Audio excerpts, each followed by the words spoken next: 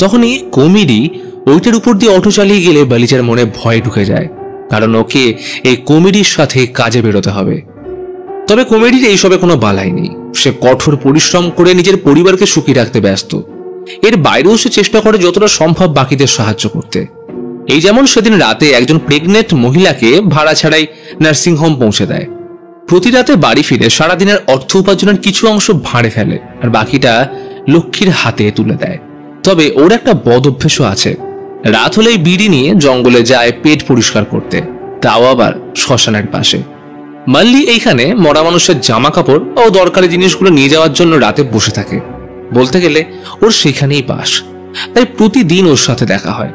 এখনই গ্রামের বাকিদের সাথে পরিচয় করিয়ে দিই। এ হলো পঞ্চায়েত প্রধান রবি, 1 নম্বরের লম্পট, চরিত্রহীন। সে মোহিনীকে রেখেছে শরীরচর্চার জন্য। এই নিয়ে আবার সিনুর খুব জ্বালা। সে যেমন করেই হোক পঞ্চায়েত প্রধান হতে চায়, তবে গ্রামবাসীদের সেবার জন্য নয়, মোহিনীকে পাওয়ার জন্য। তাই সে ভগবানের কাছে প্রার্থনা করে রবি যেন মারা যায়। সেদিন কমিটি সবেমাত্র খেতে বসেছে, তখনই থানা থেকে ফোন আসলে খাবার ফেলেই ছুটল।